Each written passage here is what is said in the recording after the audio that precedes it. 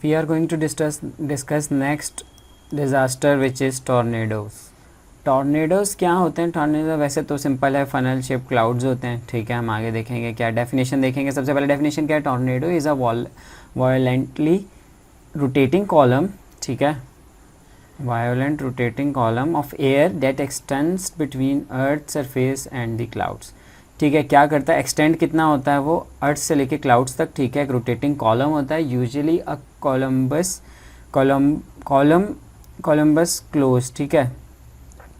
अच्छा, अब ये बेसिकली इसका नाम बनाया हुआ है कि कॉलम जो शेप होती है ना उसकी क्लाउड की, हम देखेंगे यूँ करके नीचे ग्राउंड तक आ रहा होता है वो, ठीक है। फनल शेप क्लाउड्स होते हैं, याद रखिएगा, ठीक है। आगे एक्सप्लेनेशन में आप लिखेंगे कि मोस्टली लास्ट देन 10 मिनट्स तक लास्ट करते हैं। लार्ज टॉर्नेडोज 30 मिनट तक भी लास्ट करते हैं। और इसकी एवरेज स्पीड जो होती है ना, एवरेज क्या करते हैं? एवरेज पीपल जो किल होते हैं ना, 60 एवरेज ऑफ 60 पीपल किल करता है ये पर डे। पता नहीं, मेरे ख्याल में ईयर होगा, जो भी होगा फैक्ट फिगर्स तो ये हो ना हो याद, वैसे तो रहेंगे नहीं पेपर में, लेकिन चलें फिर भी।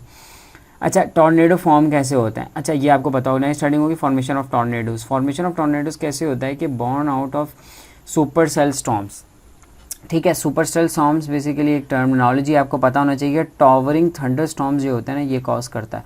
Super cell storm is a thunderstorm, ठीक है, characterize by the powerful updraft, सही है। अपड्राफ्ट होते हैं फॉर्मेशन के अंदर। फिर स्टेप्स आ जाएंगे। पहला स्टेप क्या होता है कि changing in direction, in wind direction and increase speed. पहले क्या होता है? सबसे पहले कि विंड की डायरेक्शन चेंज होती है, ठीक है, डायरेक्शन चेंज होती है और उसकी स्पीड तेज़ होती है। Occurs at the increasing altitude, altitude increase होता है, सही है, जहाँ पे ज़्यादा एल्टीट्यूड्स होते हैं। Create invisible horizontal spinning effect and lower atmosphere, lower atmosphere के अंदर एक स्पिनिंग इफेक्ट क्रिएट करता है, ठीक है। सेकेंडली, ये तो स्टेप्स मैंने यहाँ लिख दिए। फिर दूसरा मेजर स्टेप क्या है कि rising air with the thunderstorm updraft tilts the rotating air from horizontal to vertical. अब क्या होता है? सेकंड स्टेप में वो जो हॉरिजॉन्टल लेयर मूव कर रही थी ना, यूं यूं जा रही थी, सीधी सीधी सीधी सीधी, अब वो चेंज होते होते सीधी वर्टिकल हो जाएगी, ठीक है। वो ज़ाहिर है ऑब्वियसली क्लाउड बन जाएगा, तो ये हमें पता होगा। फिर एन एरिया ऑफ रोटेशन, तीसरे स्टेप में 3 से 10 किलोमीटर जो होता है ना, is contain with the vast majority of the storm के अंदर आ जाता है लपेट में। अब हम इसको डिटेल में, नीचे डायग्राम सी बनी है, इसको देखते हैं, यहाँ से समझ आएगी आपको। मैंने बताया पहला स्टेप क्या होता है कि जो विंड्स होती है ना, ये विंड जा रही हैं, अब उसकी स्पीड है 5 mph की स्पीड से जा रही है, ठीक है। उसकी स्पीड बढ़नी शुरू होगी सबसे पहले तो। ऊपर वाली जो विंड्स है ना, कि जब जाहिर है नीचे वाला टेम्परेचर ऊपर वाली की तरफ से चेंज होता है, 25 mph की स्पीड होती है ऊपर की तरफ, जो अबव एल्टीट्यूड के ऊपर होती है, ठीक है। ये वाला एल्टीट्यूड जैसे मैंने बताया यहाँ पे।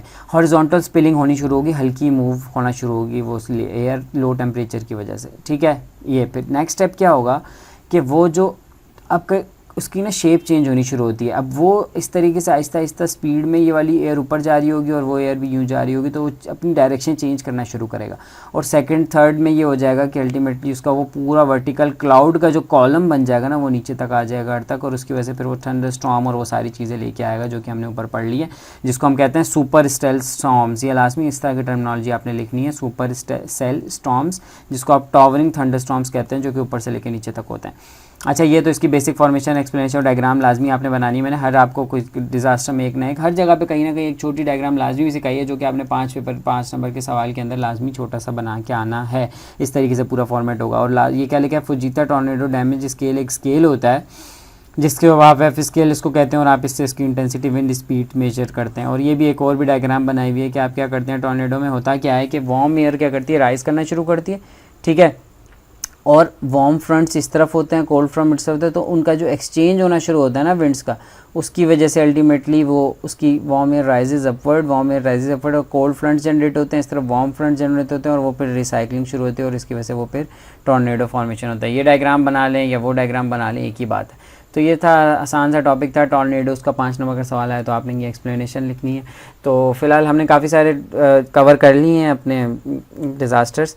सो next we will move on to other topics as well. Thank you so much.